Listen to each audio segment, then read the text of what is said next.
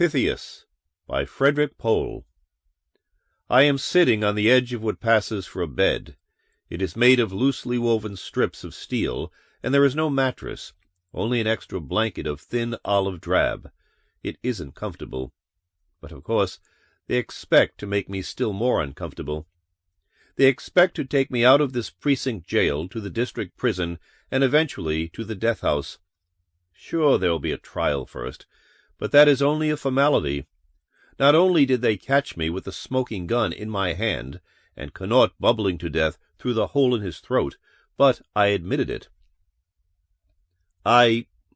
Knowing what I was doing, with, as they say, malice aforethought, deliberately shot to death Lawrence Connaught. They execute murderers, so they mean to execute me, especially because Lawrence Connaught had saved my life. Well, there are extenuating circumstances. I do not think they would convince a jury. Connaught and I were close friends for years. We lost touch during the war. We met again in Washington a few years after the war was over. We had, to some extent, grown apart. He had become a man with a mission. He was working very hard on something, and he did not choose to discuss his work, and there was nothing else in his life on which to form a basis for communication. And, well, I had my own life, too. It wasn't scientific research in my case. I flunked out of med school, while he went on. I'm not ashamed of it. It is nothing to be ashamed of. I simply was not able to cope with the messy business of carving corpses. I didn't like it. I didn't want to do it. And when I was forced to do it, I did it badly. So I left. Thus, I have no string of degrees, but you don't need them in order to be a Senate guard. Does that sound like a terribly impressive career to you? Of course not, but I liked it. The senators are relaxed and friendly when the guards are around, and you learn wonderful things about what goes on behind the scenes of government. And a Senate guard is in a position to do favors for newspapermen who find a lead to a story useful, for government officials who sometimes base a whole campaign on one careless, repeated remark, and for just about anyone who would like to be in the visitors' gallery during a hot debate. Larry Connaught, for instance. I ran into him on the street one day, and we chatted for a moment, and he asked if it was possible to get him in to see the upcoming foreign relations debate. It was. I called him the next day and told him I had arranged for a pass, and he was there, watching eagerly with his moist little eyes, when the secretary got up to speak, and there was that sudden unexpected yell, and the handful of Central American fanatics dragged out their weapons and began trying to change American policy with gunpowder. You remember the story, I suppose. There were only 3 of them, 2 with guns, 1 with a hand grenade. The pistol men managed to wound 2 senators and a guard. I was right there, talking to Connaught. I spotted the little fellow with the hand grenade and tackled him. I knocked him down, but the grenade went flying, pin pulled, seconds ticking away. I lunged for it. Larry Connaught was ahead of me. The newspaper stories made heroes out of both of us. They said it was miraculous that Larry, who had fallen right on top of the grenade, had managed to get it away from himself, and so placed that when it exploded no one was hurt.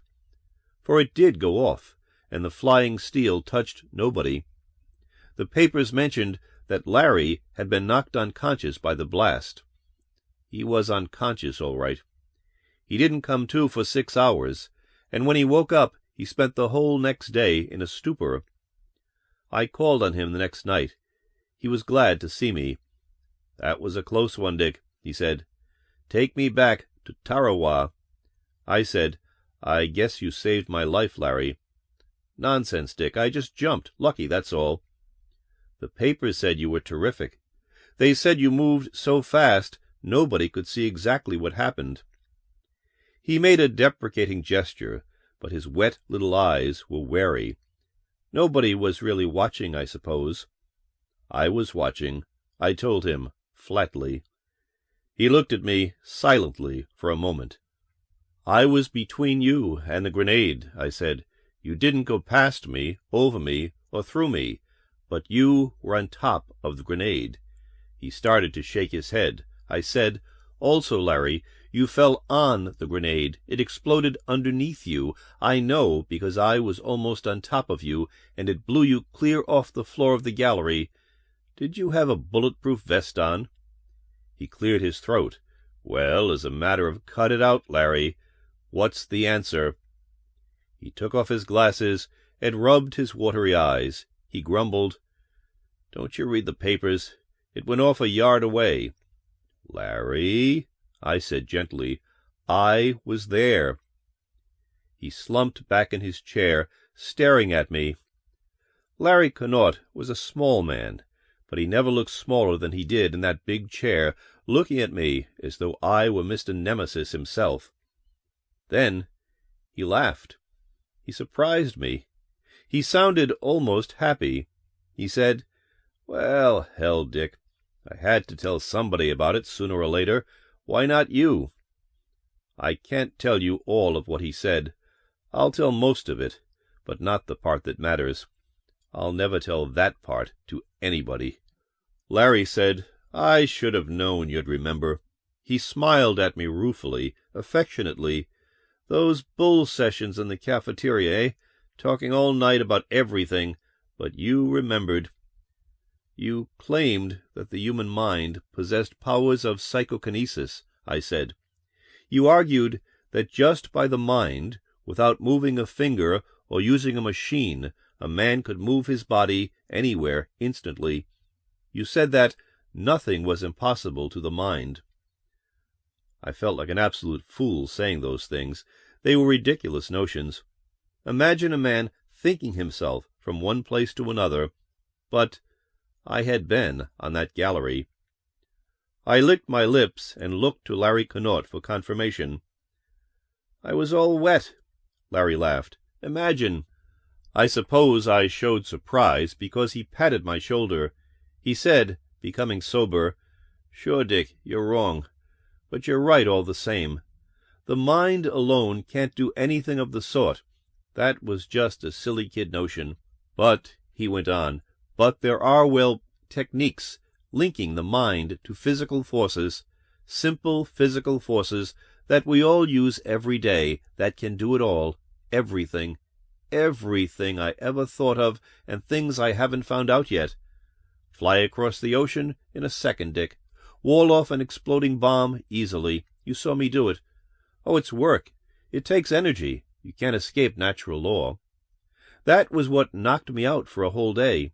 But that was a hard one. It's a lot easier, for instance, to make a bullet miss its target. It's even easier to lift the cartridge out of the chamber and put it in my pocket so that the bullet can even be fired. Want the crown jewels of England? I could get them, Dick. I asked, Can you see the future? He frowned. That's silly. This isn't How about reading minds? Larry's expression cleared. Oh, you're remembering some of the things I said years ago. No, I can't do that either, Dick. Maybe someday, if I keep working at this thing. Well, I can't right now. There are things I can do, though, that are just as good. Show me something you can do, I asked. He smiled.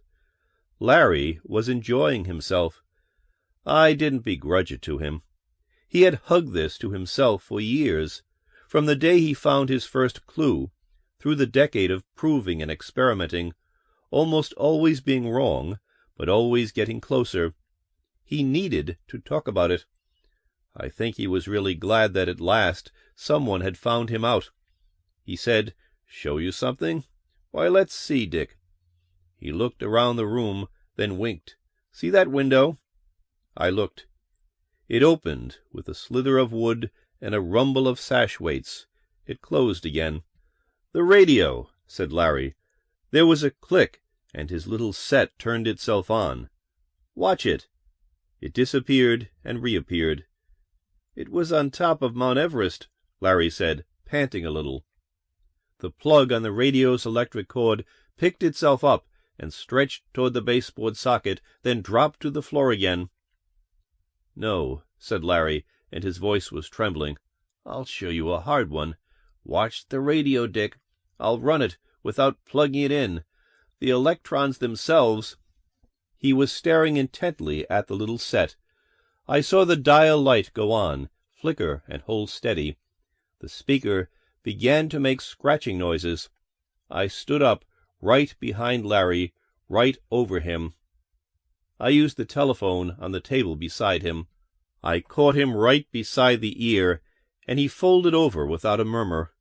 Methodically, I hit him twice more, and then I was sure he wouldn't wake up for at least an hour. I rolled him over and put the telephone back in its cradle. I ransacked his apartment. I found it in his desk. All his notes, all the information, the secret of how to do the things he could do. I picked up the telephone and called the Washington police. When I heard the siren outside, I took out my service revolver and shot him in the throat. He was dead before they came in. For you see, I knew Laurence Connaught. We were friends. I would have trusted him with my life, but this was more than just a life. 23 words told how to do the things that Laurence Connaught did. Anyone who could read could do them. Criminals, traitors, lunatics. The formula would work for anyone. Laurence Connaught was an honest man, and an idealist, I think. But what would happen to any man when he became God? Suppose you were told 23 words that would let you reach into any bank vault, peer inside any closed room, walk through any wall. Suppose pistols could not kill you. They say power corrupts, and absolute power corrupts absolutely, and there can be no more absolute power than the 23 words that can free a man of any jail or give him anything he wants. Larry was my friend, but I killed him in cold blood, knowing what I did, because he could not be trusted with the secret that could make him king of the world. But I can.